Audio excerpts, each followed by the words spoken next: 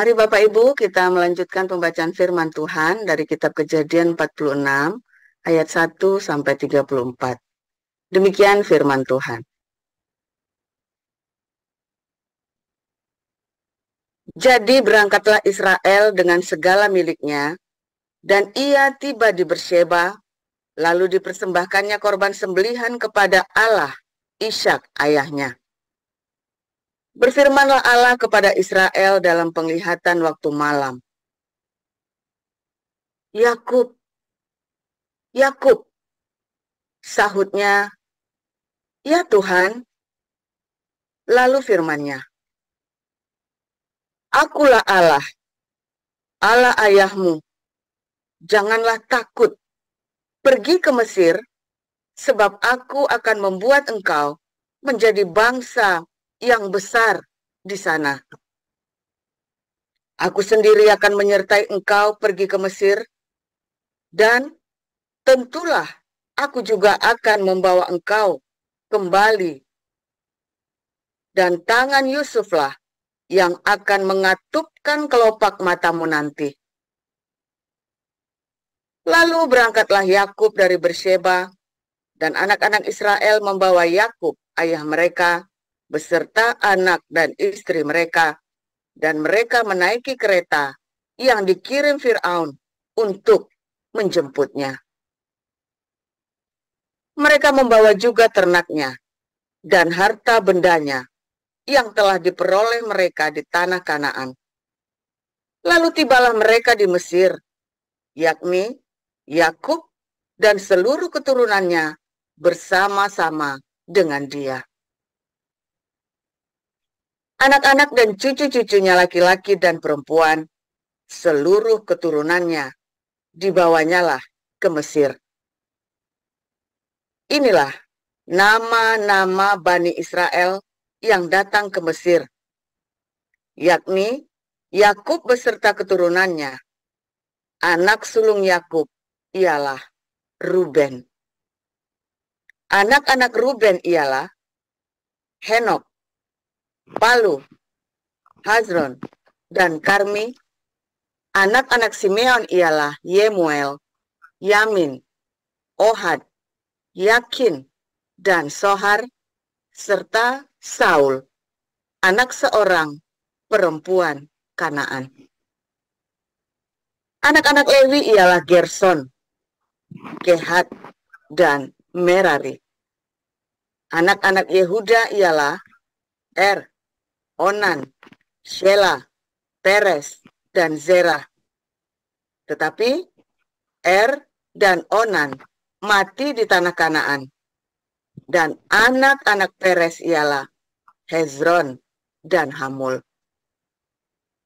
Anak-anak Isakar ialah Tola, Pua, Ayub, dan Simron.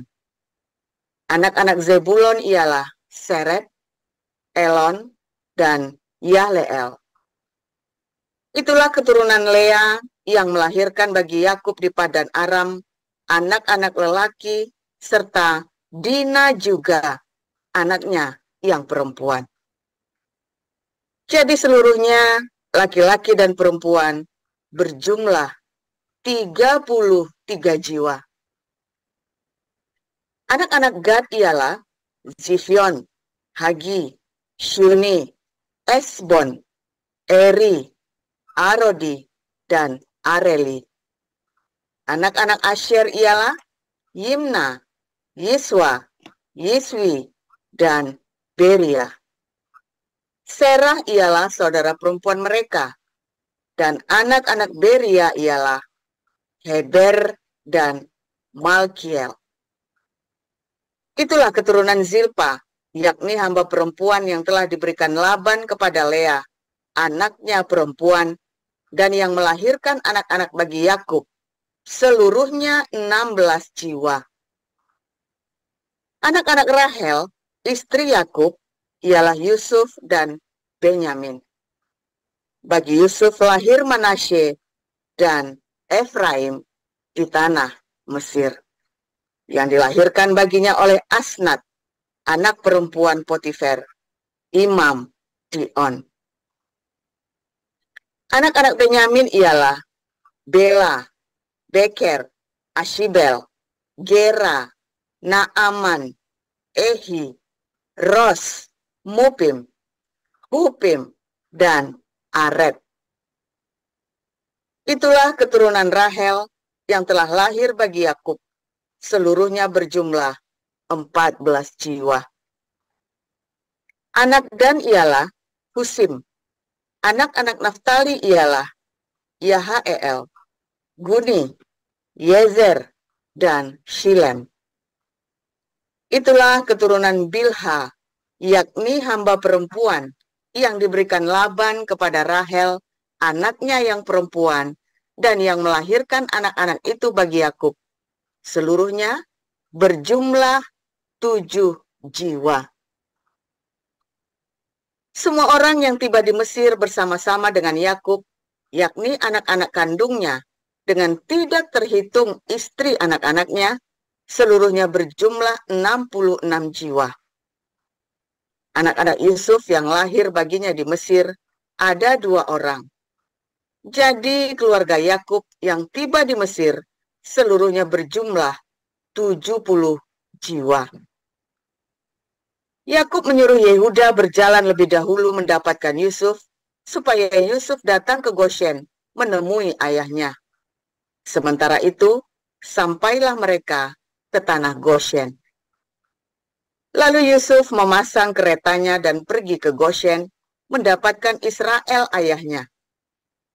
Ketika ia bertemu dengan dia, dipeluknyalah leher ayahnya, dan lama menangis pada bahunya. Berkatalah Israel kepada Yusuf,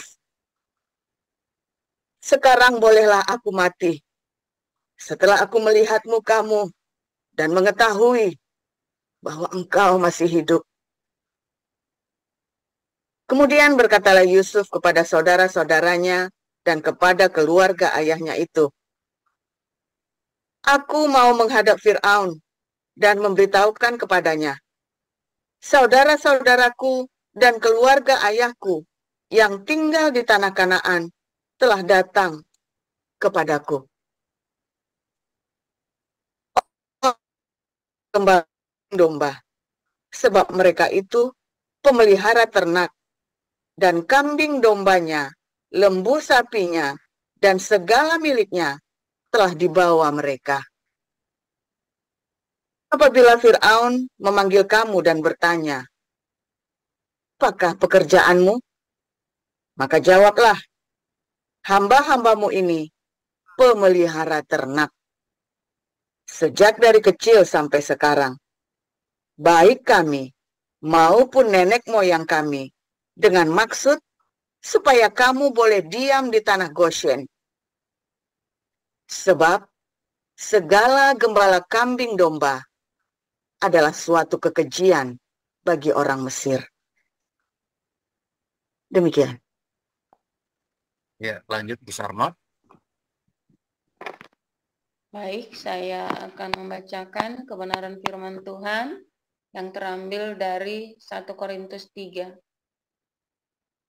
Beginilah pembacaan kebenaran firman Tuhan. Dan aku, saudara-saudara, pada waktu itu tidak dapat berbicara dengan kamu seperti dengan manusia rohani, tetapi hanya dengan manusia duniawi yang belum dewasa dalam Kristus. Susulah yang kuberikan kepadamu, bukanlah makanan keras, sebab kamu belum dapat menerimanya, dan sekarang pun kamu belum dapat menerimanya, karena kamu masih manusia duniawi. Sebab jika di antara kamu ada iri hati dan perselisihan, bukankah hal itu menunjukkan bahwa kamu manusia duniawi dan bahwa kamu hidup secara manusiawi? Karena jika yang seorang berkata, aku dari golongan Paulus, dan yang lain berkata, aku dari golongan Apolos, bukankah hal itu menunjukkan bahwa kamu manusia duniawi yang bukan rohani? Jadi, apakah Apolos Apakah Paulus, pelayan-pelayan Tuhan yang olehnya kamu menjadi percaya, masing-masing menurut jalan yang diberikan Tuhan kepadanya? Aku menanam, Apolos menyiram, tapi Allah yang memberi pertumbuhan. Karena itu yang penting bukanlah yang menanam atau yang menyiram, melainkan Allah yang memberi pertumbuhan. Baik yang menanam maupun yang menyiram adalah sama, dan masing-masing akan menerima upahnya sesuai dengan pekerjaannya sendiri. Karena kami adalah kawan sekerja Allah, kamu adalah ladang Allah, bangunan Allah. Sesuai dengan kasih karunia Allah yang dianugerahkan kepadaku, aku sebagai seorang ahli bangunan yang cakap telah meletakkan dasar dan orang lain membangun terus di atasnya. Tetapi tiap-tiap orang harus memperhatikan bagaimana ia harus membangun di atasnya. Karena tidak ada seorang pun yang dapat meletakkan dasar lain daripada dasar yang telah diletakkan, yaitu Yesus Kristus. Entahkah orang membangun di atas dasar ini dengan emas, perak, batu permata, kayu, rumput kering, atau jerami. Sekali kelak pekerjaan masing-masing orang akan nampak. Karena hari Tuhan akan menyatakannya, sebab ia akan nampak dengan api, dan bagaimana pekerjaan masing-masing orang akan diuji oleh api itu. Jika pekerjaan yang dibangun seorang tahan uji, ia akan mendapat upah. Jika pekerjaannya terbakar, ia akan menderita kerugian, tetapi ia sendiri akan diselamatkan, tetapi seperti dari dalam api. Tidak tahukah kamu bahwa kamu adalah bait Allah, dan bahwa roh Allah diam di dalam kamu? Jika ada orang yang membinasakan bait Allah, maka Allah akan membinasakan dia. Sebab bait Allah adalah kudus, dan bait Allah itu ialah kamu. Janganlah ada orang yang menipu dirinya sendiri. Jika ada di antara kamu yang menyangka dirinya berhikmat menurut dunia ini, biarlah ia menjadi bodoh, supaya ia berhikmat. Karena hikmat dunia ini adalah kebodohan bagi Allah. Sebab ada tertulis, ia yang menangkap orang berhikmat dalam kecerdikannya. Dan di tempat lain, Tuhan mengetahui rancangan orang berhikmat. Sesungguhnya semuanya sia-sia belaka.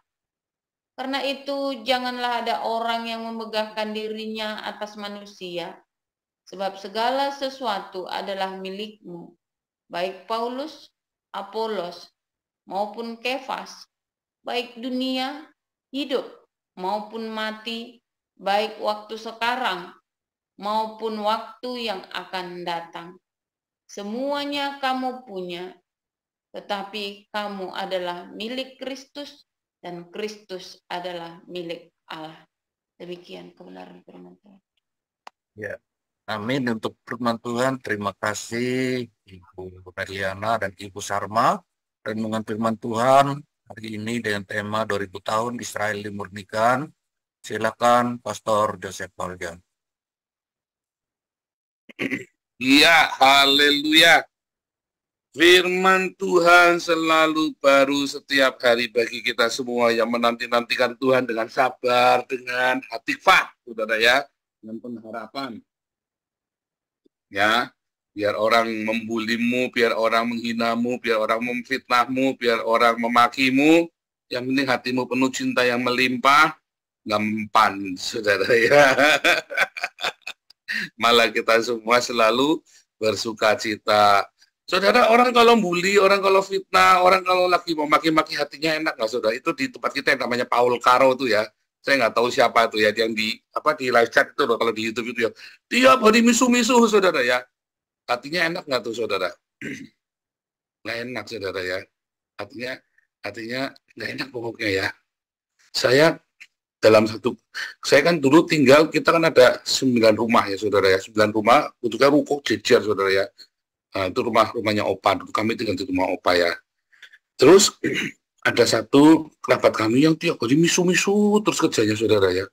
Sampai bongkok saudara ya. Tiap hari misu terus pokoknya ya. Misu terus sumpah. Pokoknya tiap hari saudara misu-misu ya. Ngomongnya jorok sekali, misu-misu ngutukin tiap hari melemparkan kutuk saudara. Sampai bongkok. Dia ngutukin oma saya. Oma saya itu baik sekali hatinya saudara ya. Jadi rupanya ini kerabat kami ini, dia pokoknya cemburu sama oma. Karena oma ini orangnya selalu beruntung. Kenapa selalu beruntung? Karena oma saya itu polos, saudara ya. Nggak suka intrik, polos banget oma saya ini ya. Saya bilang saya tidak pernah melihat oma seperti dia, saudara. Semua oma yang pernah saya lihat di dunia ini, yang pernah saya ketemu, nggak ada oma sebaik oma saya ini, saudara. Ini luar biasa. Waktu saya diusir dari rumah, saya datang saya naik sepeda ya. Wah, oma kubruk-kubruk ya. Wah, saya nangis jam 2 pagi saya diusir sama papi saya itu saudara ya. Terus sama oma, kenapa ini? Terus saya duduk sambil nangis di bangku itu kan. Terus tidur sana, nggak mau. Tidur sana nggak mau. Akhirnya saya tidur juga ya saudara. Akhirnya saya tidur juga di situ, disabin kasur apa segala macam. Dikasih makan apa. Wah, oma ini luar biasa saudara ya. Keluarga saya paling miskin. Dari antara semua anak-anaknya oma saya, keluarga saya paling miskin. Ya paling miskin saudara ya. Dan anak ini udah sukses, kaya, amat kaya raya, paling kaya di kota saudara. Tapi oma tidak pernah sekalipun membedakan anak-anaknya saudara. Anda ingat-ingat kalau jadi oma ya, walaupun anakmu miskin, cucumu jangan dibedain saudara. Jangan pernah membedakan cucumu walaupun dia bikin susah kamu, walaupun karena dia miskin, karena dia anaknya orang miskin, anakmu miskin, lalu cucunya kan bikin susah biasanya kan, karena kurang perhatian, nakal, kurang ajar, rokcok ya saudara ya. Karena kurang perhatian, kayak saya kan rokcok saudara waktu kecil, karena orang tua saya sibuk sekali saudara ya. Karena saking miskinnya mereka kerja nggak pakai hitungan lagi, nggak pernah ngurusin anaknya, tiap hari ketemu di rumah berantem. Jadi kita anaknya ya gitu brutal saudara ya. Tetapi untung ya, waktu SMP kami semua itu terima Yesus ya, kami bertiga ya, anak-anaknya ya. Jadi kita nggak bablas, saudara ya, nggak bablas. Kalau nggak terima Tuhan Yesus, mungkinnya bablas juga ya. Terus, oma ini selalu sayang sama kami, saudara ya. Tidak pernah dia membedakan anak-anaknya, saudara. Tidak pernah dia bedakan cucu-cucunya. Semua dirawat, semua ditelateni, saudara ya. Jangankan cucunya, saudara. Kucing pun dia dirawat, mau kucingnya tetangga, mau kucingnya dia, kalau datang dikerawat, dikasih minum susu, dikasih minum susu, dikasih ikan asin, saudara, dicarikan ikan asin gesek, saudara ya. Mau kucing tetangga, mau kucingnya dia sendiri, mau kasih saudara ya. Bayangin itu rumah gede sekali dari ujung ke ujung. Lalu ada si satu ini kerabat ini, karena tinggal di rumah kami ya, tiap hari ya, bahkan maaf ya saudara ya, air kencingnya dia tuh saudara ya, dilemparkan ke pintu kamarnya oma saya saudara. Bayangin saudara ya. Tapi si oma ini ngelemparin kutuk, nggak tambah bener, tambah bongkok saudara, si orang yang ngutukin oma saya ini ya. Tambah bongkok ya. Waktu saya masih kecil, saya ingat dia masih begini ya. Begitu tambah tua, tambah meringkuk tiap hari ya. Mukanya serem ya, jam 4 pagi itu kalau saya bangun, doa pagi itu kan saya suka doa pagi dulu sendirian kan. Saya kalau melek, saya melihat orang ini udah langsung takutnya dalam nama Yesus. Dalam nama Yesus, semua kutukan saya patahkan. Selalu saya gituin ya. Kasihan oma saya soalnya ya. Oma saya itu dikutukin tiap hari. Tapi oma saya waktu itu belum percaya Yesus, saudara. Tapi karena hatinya tulus, hatinya polos, hatinya penuh dengan cinta. Nggak ada yang mempan itu kutukan, saudara. Serius, nggak ada yang mempan itu kutukan. Oma saya masih hidup sekarang ya. Umurnya 9, kelahiran tahun 26, saudara ya. Berarti umurnya sudah 98 tahun, saudara ya. 2 tahun lagi umur 100, saudara. Oma saya masih hidup sampai sekarang ya. Oma saya masih hidup. Orangnya sangat luar biasa.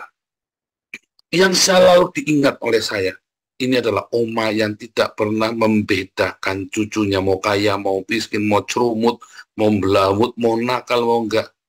Dia sayang semua anak-anaknya, dia sayang semua cucu-cucunya. Hatinya itu tidak pernah ada benci sedikit pun, saudara. Ya namanya orang marah ngomel-ngomel pernah ya. Tetapi saya pernah nyuri dagangannya oma saya, saudara. Itu pun dia tetap sayang sama saya, saudara. Wah, disabet saudara sama oma pakai sapu lidi ya. Gitu ya. Wah, tetapi tetap dia sayang sama saya, saudara. Luar biasa ya. Sehingga saya tidak nyesel, saya socakui 12 kali sama oma saya ini, saya nggak nyesel, saudara. Ini benar-benar oma yang luar biasa. Itu yang terjadi kalau kamu ya sayang sama cucumu, saudara. Kamu kan diingat. Ada kebaikan yang kamu tanamkan di hati setiap orang dibanding kamu ngutukin orang. Ya. Makanya kalau kamu ngutukin orang, kamu tambah capek, saudara, hidupnya. Tapi kalau kamu hidupnya dikutukin, kamu tetap polos, kamu terima, pokoknya dengan polos. Nggak ada yang mempan, malah bisa balik, saudara, kutuknya. Sumpah serapanya itu bisa balik, loh, saudara. Percaya saya, saudara. Ya. Bangsa Israel dikutukin 2000 tahun sama dunia, loh, saudara. Baik sama orang Kristen, sama orang Islam. Yang nggak ngutukin bangsa Israel itu cuma Cina, saudara. Orang Buddha. Sama orang Konghucu, nggak pernah ngutukin sama orang Hindu. Karena nggak ada urusannya. Karena di kitabnya mereka nggak ada. Ya kan, karena di dalam ajaran dogmanya mereka, doktrin agama mereka tidak ada ngutukin bangsa Israel. Tetapi di dalam doktrin, di dalam kitab Kristen ada. Nggak, di dalam Alkitab Kristen tidak ada kita ngutukin Israel. Tetapi dalam dogmanya gereja, kita disuruh ngutukin Israel, saudara. Dan di dalam ajaran agama Islam, kamu disuruh ngutukin Israel. Suruh ngutukin orang Yahudi. Apakah kemudian Israel tambah habis 2000 tahun dikutukin, saudara, sejak tahun 70 kan? Enggak, saudara. Ini bangsa luar biasa. Ini bangsa luar biasa. Dan mereka tidak pernah mendendam kepada orang-orang yang mengutukinya. Bahkan dia memberkati Eropa, dia memberkati Amerika, dia memberkati semua bangsa-bangsa di Arab, saudara. Tidak ada rasa dendam sedikit pun di hati orang-orang Yahudi ini, saudara. Nggak ada dendam, saudara. Beneran ya, kalau Anda lihat. Makanya ada pengajaran Tikkun Olam. Contribute to the nature. Bagaimana hidupmu bisa berkontribusi terhadap alam semesta ini sehingga hidupmu dipulihkan. Ya, hari Minggu dulu ya, berapa waktu yang lalu kita belajar. Tapi apa yang terjadi, saudara? Ya, saudara lihat waktu Yakub mau pergi ke Mesir, dia menyembah dulu kepada Yehova Elohim. Lalu Yehova Elohim berjanji, kamu akan menjadi bangsa yang besar. Ya, dan itu turun-temurun sampai mereka, orang Israel mengingkari Mesias. Ya, dan tahun 70 Israel itu dihapus dari peta dunia. Sejak tahun 135 orang Yahudi dikejar-kejar dan dipersekusi. Ada yang namanya antisemitik sejak tahun 135. Ya, sampai dengan hari ini, saudara. Terjadi penyucian dan pemurnian. Banyak orang-orang yang nanti dibunuh, saudara. Yang tersisa itulah orang-orang yang kuat, orang-orang yang beruntung, orang-orang yang mendapatkan kasih karunia Tuhan untuk menghasilkan keturunan Yahudi yang hari ini ada di negara Israel. Kalau Anda melihat orang Yahudi yang ada di Israel, itulah orang pilihan, orang-orang yang terpilih, yang selama 2000 tahun disucikan, dimurnikan, sama seperti emas dibakar, saudara. Sampai murni, itu kan rontok satu-satu kan, pada mati kan. Ada yang digenosida, ada yang, wah macam-macam deh pokoknya, saudara ya. Mati semua, tapi tersisa orang-orang yang hari ini ada itu adalah orang-orang pilihan, saudara. Ya, generasi pilihan itu hari ini. Itu dipilih dengan sedemikian rupa, makanya tidak ada satupun, ya, tidak ada sekalipun seluruh dunia nanti ngelawan Israel nggak bakal kalah, karena itu benar-benar terpilih, saudara. Itu yang namanya umat pilihan.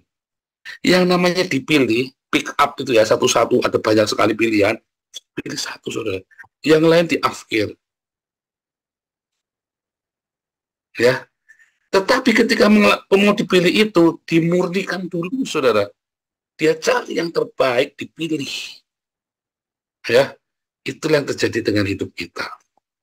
Kamu akan ditempa, saudara, dihina, dicaci maki, kamu difitnah, kamu akan dijatuhkan, kamu mengalami pengkhianatan oleh orang dekatmu sendiri, saudara, oleh orang yang kamu percaya, oleh orang yang kamu promosikan.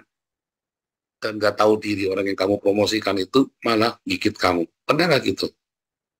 Saya sering. Saya sering. Kapok nggak? Enggak, biasa aja, lumrah. Kalau responmu benar, kamu akan belajar. Kalau responmu salah, kamu apesial, saudara. Maka respon hidupmu tuh harus selalu benar. Sehingga di dalam semua tempaan hidupmu itu, kamu akan menjadi orang-orang terpilih, saudara ya. Sebentar, saya mau tampilkan. Saya sambil ngomong nih ya, saya sambil tampilkan ya. Suara saya kedengaran kan? Jelas, Pastor. Nah, bentar ya. Gambarnya masih kelihatan nggak? Gambar pastor atau gambar Alkitabnya? Gambar. Sebentar ya. Gambarnya saya dong. Gambar Alkitabnya mana kelihatannya gambar Alkitab ya? Pastor yang hijau. Sebentar ya. Saudara, ada satu yang mau saya tunjukkan kepada Anda. Tadi saya lupa ya, mau tak siapin tadi saya lupa. Tadi saya lagi ngobrol-ngobrol sama anak saya. Sebentar ya, judulnya.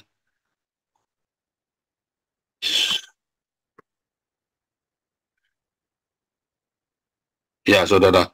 Jadi orang-orang pilihan itu, saudara ya. Orang-orang pilihan itu, ya. Sebentar.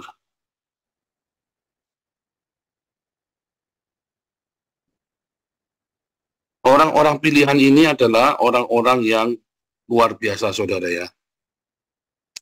Orang-orang yang keluar dari pencobaan besar, seperti orang-orang Israel ini, saudara. Yang mengalami dibakar, disucikan, diuji, dan dimurnikan. Ya, makanya, Pak, berat ya? Sebenarnya enggak, saudara. Sebenarnya enggak berat. Pak, berat ya? Enggak berat, saudara. Yang bikin berat adalah kesombonganmu, saudara. Yang bikin berat adalah pride, kebanggaanmu. Makanya jadi berat. Saya ngalami, saya tahu rasanya. Kalau tak pikir-pikir saya flashback, apa yang dulu membuat saya kepala batu, susah disucikan, dimurnikan, mental terus. Saya renungkan, ternyata kesombongan, pride, harga diri. Kenapa? Karena belum lunas dibayar sama Tuhan Yesus, dicicil, saudara. Serius, saudara ya. Yang membuat kamu responnya aneh-aneh, ketika kamu disucikan dan dimurnikan, difitnah, panas kupingnya, dia apa dikit emosi, saudara. Dia apa dikit tersinggung. Kan kamu nggak bisa disucikan, dimurnikan tuh, saudara. Kamu ditempa, difitnah, dimaki. Kamu ngelawan. Karena harga diri, saudara. Sungguh, saudara. Targetnya Tuhan di dalam hidupmu adalah menghancurkan harga dirimu. Pride-mu, kebanggaanmu. Dibikin sakit, dibikin bangkrut. Ya kan, diizinkan sakit, diizinkan bangkrut, diizinkan kamu mengalami diselingkuhi, kamu diizinkan mengalami yang aneh-aneh. Targetnya itu adalah harga dirimu dihancurkan. Itu targetnya, saudara. Jangan salah ya, saudara ya. Yang dihancurkan itu harga dirimu. Ketika kamu udah rendah hati pun, terus kamu bangga dengan kerendahan hatimu, dihancurkan lagi, saudara. Ya kan? Sampai kamu benar-benar rendah hati, dihancurkan, dimurnikan sampai motifmu itu benar-benar lurus. Gila ya, saudara ya. Dan gila nggak, saudara? Gila, saudara. Waduh. Saudara, bentar, mana tadi? Ini ketemu ya, saya mau tunjukkan Anda. Bukan ya. Salah, saudara ya, sebentar ya. Jadi, saudara, ketika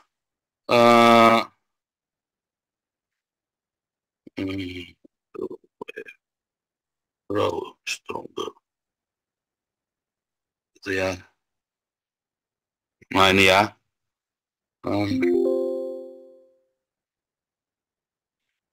Mana tadi? Saya akan share screen ya.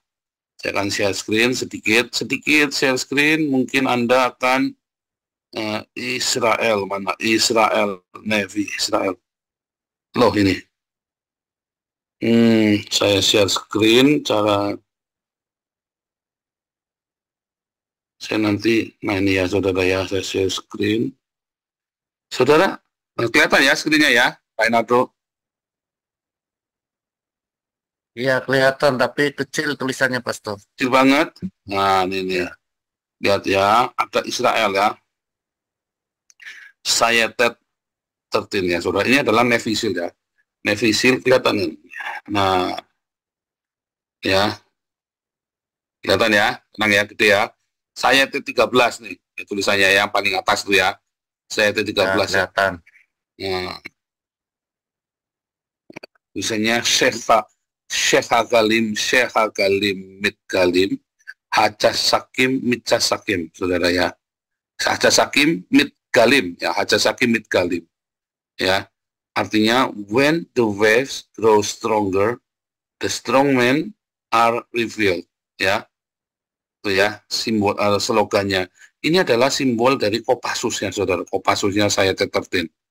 Nah, dulu pernah kita bahas di ini ya, di sesi kedua malam tentang kita bahas tentang Israel, bagaimana pasukan saya tertin ini membebaskan 200 orang sandera, saudara ya.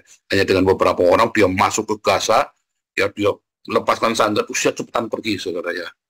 Nah, ini simbol ini ya dia ya. Ya, Syekh Galim Mit Casakim Haja Sakim Mit Galim, saudara. When the wave grows stronger, the strong men are revealed. Ketika ya ombak itu bertambah besar, maka orang-orang yang hanya orang-orang kuatlah yang tersisa, saudara. Ketika ombak itu bertambah besar dalam hidupmu, hanya orang-orang kuat yang tersisa. Saudara, ketika Tuhan Yesus sama murid-muridnya di Danau Galilea, 2 kali terjadi ya, badai, ya kan, topan badai. Yesusnya tidur sekali, yang satunya Yesusnya jalan di atas air. Ya kan? Waktu Yesusnya tidur, kan para murid kan bangunin. Ya kan? Dibangunin. Guru, kamu tidak peduli kita binasa. Saudara, Yesus bangun lalu kan diomelin kan murid-muridnya kan? Malah diomelin. Loh, dibangunin bukannya terima kasih malah diomelin. Iya. Karena Tuhan Yesus tahu itu tadi, saudara ya. Itu adalah sebuah slogan kuno orang Israel, orang Yahudi.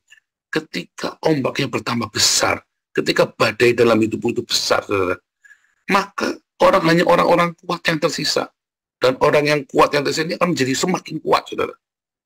Ketika orang-orang Yahudi berusaha dibinasakan, maka kamu akan menyisakan orang-orang yang hebat, yang terhebat dari orang-orang Yahudi itu. Nah, saya entertain itulah, saudara. Dia adalah orang terbaik di antara yang terbaik dari antara kaum Israel, saudara. Ya, saya entertain itu yang terbaik di antara yang terbaik dari Israel, dari seluruh dunia. Jadi kalau kamu bilang saya entertain, ini adalah orang-orang paling hebat di seluruh dunia. Artinya secara perwira ya, tadi kan kita ceritanya militer kan, ini secara perwira. Yang terhebat, the best of the world, saudara. Yang tersisa, dia punya genetik yang luar biasa. Ya, jadi waktu Tuhan Yesus itu di tengah badai, muridnya panik. Nah, makanya dulu saya bilang ya, 2 tahun yang lalu ya, sering saya hampir tiap kali bilang, kalau ada badai dalam hidupmu, jangan ditengking, saudara. Nanti kamu dimarah sama Tuhan Yesus. Kamu tenang saja. Kalau kamu tenggelam, Tuhan Yesus ikut tenggelam, saudara. Kamu diam saja baik-baik. Kamu binasa. Kamu dimarahin nanti sama Tuhan Yesus. Ulangin lagi kamu, saudara. Kayak mediasi. Siapa yang mau teriak-teriak? Tuhan, tolong kita binasa. Siapa yang mau teriak-teriak kalau badai? Diam, saudara. Tenang aja. Tenang. Nanti kamu remediasi malah dimarahin sama Tuhan Yesus. Ya kan? Kamu tenang saja. Tuhan Yesus ada di buritan. Kalau kamu tenggelam, Tuhan Yesus juga tenggelam. Iya kan? Tenang saja. Kalau kamu bisa melewati badai itu, kamu jadi orang hebat, saudara. Bersama dengan Tuhan Yesus. Ada ketenangan. Ada ketenangan di tengah badai. Ya. Iya kan? Di tengah badai yang luar biasa. Ya. Kamu bisa tenang, saudara. Itulah kekristenan. Kekristenan itu bukan Anda pergi ke gunung yang tinggi bertapa atau ke gua bertapa kayak nabinya si Ono supaya kamu tenang. Bukan, saudara ya. Kekristenan adalah ketenangan di tengah-tengah badai dan hiruk pikuknya dunia yang mengerikan, saudara. Kamu bisa tenang. Kenapa kamu tenang? Ada Tuhan di Puritan lagi tidur. Jangan dibangunin, nanti kamu dimarahin. Iya nggak saudara? Begitu kamu lolos dari badai, Tuhan kan bangun.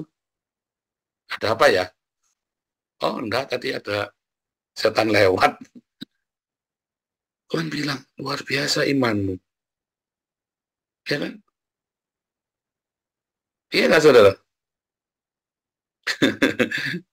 Ya kan? Kalau kamu kuat di dalam pencobaan, saudara, kamu tenang, ada ketenangan di situ, itulah iman. Pak, gimana Pak lagi sakit Pak, stadium 4. Tenang saudara. Pak lagi bangkrut, tenang saja saudara, itu hanya ilusi.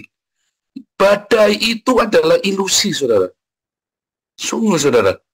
Yang sebenarnya kan ada di alam roh. Yang terjadi di alam yang ini, itu adalah ilusi. Yang realnya adalah alam roh. Ketenangan kamu, hubunganmu dengan Tuhan yang sejati, itulah yang real saudara. Yang semua yang ruwet-ruwet itu, suami selingkuh, istri yang karu-karuan, anak segala macam, yang kamu bangkrut, yang kamu sakit stadium 4, itu hanya ilusi, saudara. Yang real adalah kamu melewati di dalamnya bersama Tuhan Yesus. Itu real. Kalau begitu kamu tenang di dalam perjalananmu sama Tuhan. Tenang saja, saudara. Itu nanti pergi sendiri. Badai itu tidak akan selamanya selama 40 tahun, nggak mungkin. Tidak mungkin, saudara. Kecuali kamu cengeng. Malah tambah lama. Tapi kalau kamu tenang, kamu menemukan Tuhan di dalam tengah badai, ada ketenangan yang luar biasa dalam hidup karena ada iman, ada Yesus di Puritan, tenang aja. Kalau kita mati, dia mati. Kan gitu, saudara. Tuhan akan bilang, sungguh besar imanmu. Wah, rewardnya. Upahmu itu luar biasa. Kamu ngomong yehi wa yehi, saudara. Jadi terjadilah. Ya, jangan takut, saudara ya. Jangan panik. Karena kamu sedang disucikan, diuji, disucikan, dan dimurnikan. Dan di akhir zaman, kita mengalami diuji, disucikan, dan dimurnikan. Kalau kita tidak murni, kamu tidak bisa masuk. Kamu ketika Yesus datang, kamu ditinggal. Serius, saudara, kamu nggak bisa dirubahkan. Karena kamu nggak murni. Saya pun minta Tuhan murnikan hati saya tiap hari. Makanya tiap hari saya menghitung hari. Saya begitu ada jeder, saya tenang dulu, saudara. Ini pencobaan atau harus siapain nih? Harus diam saja, sudah diam saja, biarkan aja, biarkan. Oh, klarifikasi. Kalau diamkan. Kalau saya klarifikasi bukan marah, kalau saya diam bukannya kalah. Karena Tuhan suruh saya diam. Dan akhirnya selalu apa, saudara? Happy ending kan? Anda kan saksinya kan tiap hari. Ya, janjian nih. Ada badai, tenang. Karena itulah kekristenan. Ketenangan di tengah badai hidup, saudara. Itulah kekristenan. Tuhan Yesus memberkati.